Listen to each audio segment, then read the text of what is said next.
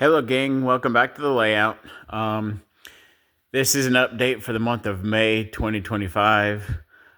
Because of my work schedule, I try to put an update on here at least once a month. So here's what I've gotten done so far. I'm not going to show you guys the rest of the layout because I haven't done anything else on the rest of the layout. But if you want to see the rest of the layout, go back and view my other videos on this channel. I got complete layout tours and whatnot on this channel on my previous videos. So feel free to go back and check them out. What have I gotten done so far this month? I've been doing some more work on this mountain scene here. I have my bridge covered up. Again, HO scale down here on the bottom level, O gauge here on the top level. But on this mountain scene that I got going on here, I continued on with the cardboard webbing over top of the 1-inch chicken wire. I have the cardboard webbing on top of the chicken wire because the chicken wire gives the mountain its strength, structural strength. And I'm no building architect engineering degree or anything like that, but the chicken wire pretty much just gives the mountain the strength to hold the plaster. And the cardboard webbing on top of the chicken wire, the purpose of it is to have the plaster cloth something to adhere to or stick to. So here's how I've done it. I know a lot of guys do it different ways.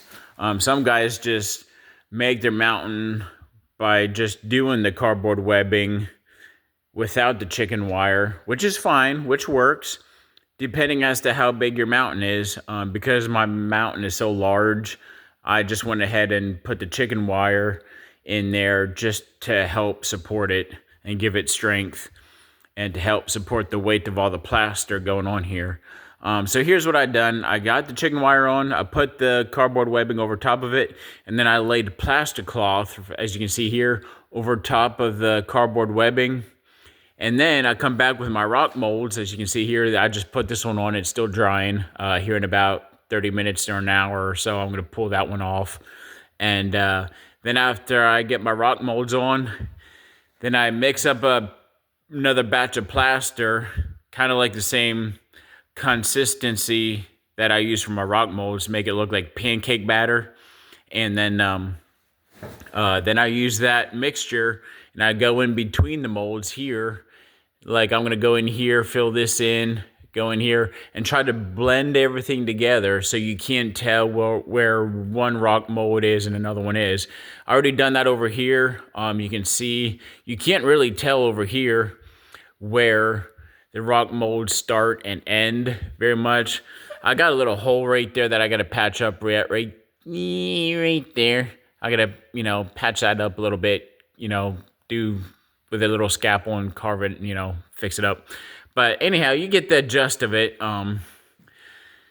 So that's how I do my mountain scene and rock molds. I have another instructional video in one of my previous videos that shows you how I do my rock molds.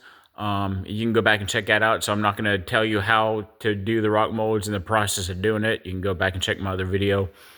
I got this bridge covered up with just a sheet of plastic cover that you use for painters, that you put on the floor. So this is, cheap. You can get a hardware store, big rolls of it. And this works great for covering up your existing scenery.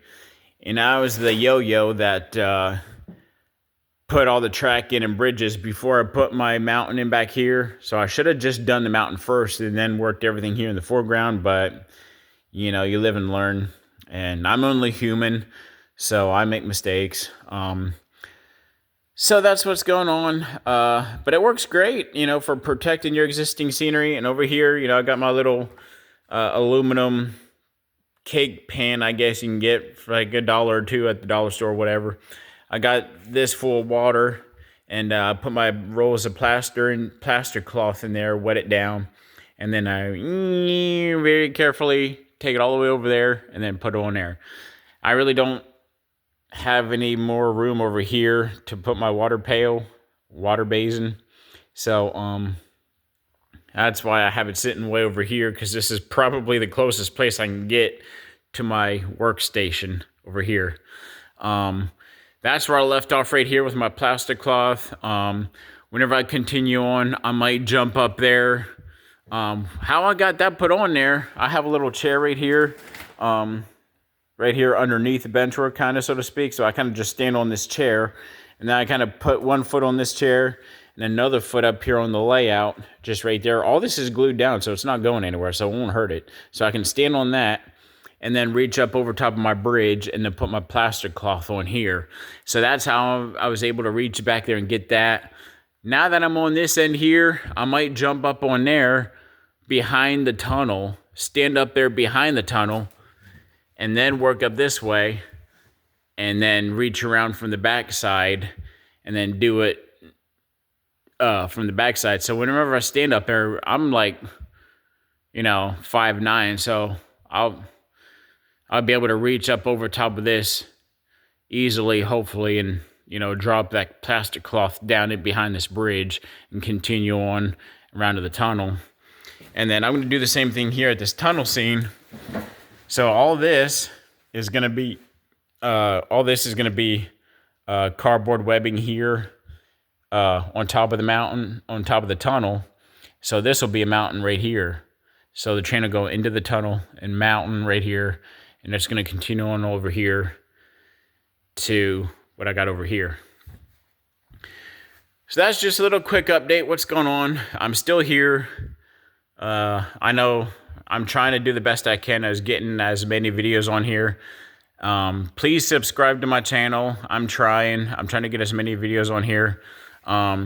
If this is the first time on this, if this is the first time you're on this channel, and this is the very first video that you saw on my channel, let me just give you a real quick overview of the layout real quick. There it is. That's my O-gauge yard over there. I might have an elevated track right here in the middle somewhere, and I'm going to have an O-gauge turntable and roundhouse over there, and my O-gauge city is going to be on that far end down there. So it's going to be a phenomenal layout once it's finished. And so it's coming along pretty good. It's slowly but surely. So that kind of gives you an overall rundown. If this is the first video that you saw on my channel and you're wondering what my layout looks like, that kind of gives you an idea. So please subscribe. I want to share this layout with you guys, and I'm still working on it. I'm still here. I work for the railroad, so my work schedule is really hectic right now because 3 people just quit on disability and 4 more went to engineer school. So I'm like working like crazy off the extra board right now. So I'm doing the best I can. I got motivated this past week to get out here and get stuff done because I'm not getting any younger. And I was like, you know what? All the time that I have, do what I can to come out here and get some more work done. So this is what I have done so far. Thank you guys so much for stopping by. Please subscribe, like this channel, leave any comments, even if they're bad comments. I want to hear your input. Thanks again, guys. You guys be safe out there, and we'll see you guys on the next one.